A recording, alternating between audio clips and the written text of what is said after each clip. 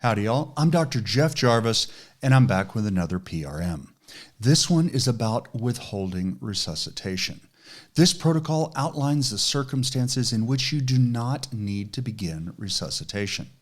In the absence of these criteria or a valid DNR, or if there is doubt as to whether these criteria are present, begin resuscitation. If you initially start CPR because it isn't immediately obvious whether withholding criteria were present or not, but then you determine that no, those criteria really are present, it's still okay to withhold as long as this happens early. Now, as an example, let's say the patient is fully clothed on initial exam. You can't really see any lividity, so you start CPR.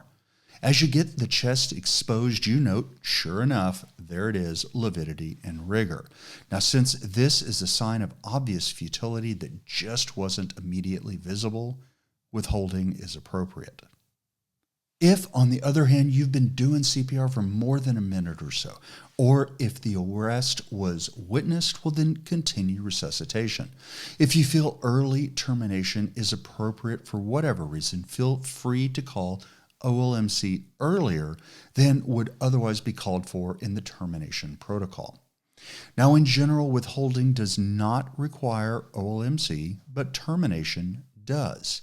If you started CPR because there were no criteria to withhold, and then for whatever reason you determine that termination is appropriate, well, that's a termination and needs a phone call to a doc. Also, it may still be appropriate to withhold professional CPR if criteria are present, even if bystanders or PD are doing CPR. Now, if this happens, please be professional and compassionate. Thank the bystanders and tell them they did the right thing, even if this is the deadest person you have ever seen in your life. Remember, this may be the first time they've ever done CPR. It may be the first time they've ever seen a dead person. This can be traumatic for them, so please be gentle with them. Explain the signs that you see and let them know that any further efforts are futile. The person is unfortunately beyond help. Be careful, please be careful if those bystanders are also family members. You got to use your professional judgment here about whether to begin CPR in these sticky situations. Always get online medical control on the phone quickly if there is any doubt. And also give us a call if there is any disagreement on scene, either with family or with bystanders, or with, say, other responders. Whatever the issue is, when in doubt, go ahead, begin CPR while you're doing this, while you're trying to figure things out, and let the doc then be the deciding factor. Let us help you get out of in the middle of that situation. Let's talk DNR scenarios.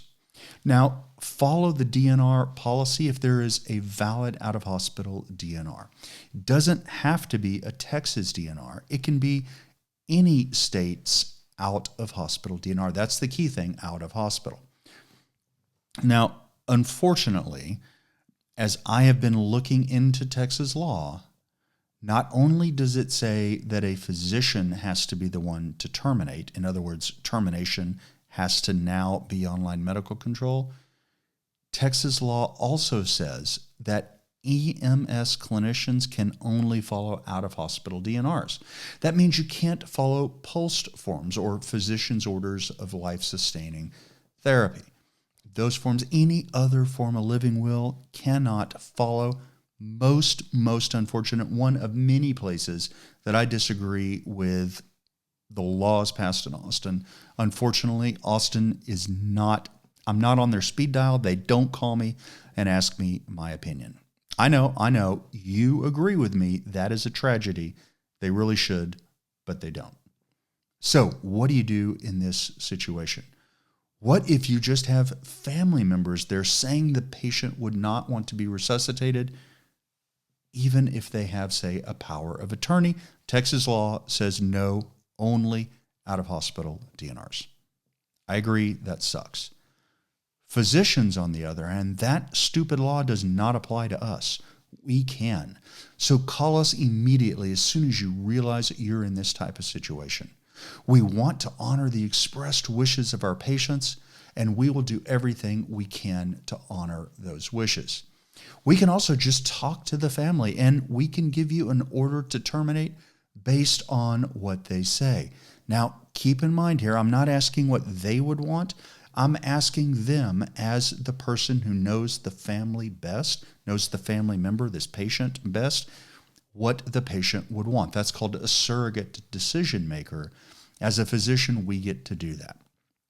So that's it for the DNR situations. Let's go over criteria for withholding, shall we?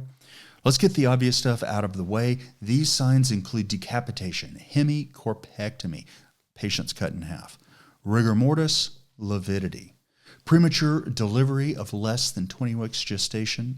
It's also futile, does not need to be attempted. Finally, prolonged submersion also counts as obvious signs. So prolonged, that's 90 minutes in really cold water or 30 minutes in not so cold water. Now, our definition of not so cold, 34 degrees Celsius. Now, in medical cases, these signs must be accompanied by your exam findings: apnea, no pulse, no heart tones, and no pupillary response. That's in medical cases. Obvious signs plus your exam is consistent with dead. Now, in trauma, you can still withhold even without these obvious signs if your assessment reveals those same findings. So apnea, no pupillary response, no pulse, no heart rate, and a systole on the monitor. Now, to say that another way, trauma withholding uses a systole instead of the overt signs of futility like rigor or decapitation or lividity. Now, finally, for this protocol, electrocution should not be considered trauma. All right, that's it. That's it for withholding. As always, feel free to reach out with any questions, any comments, any concerns. I love talking with y'all.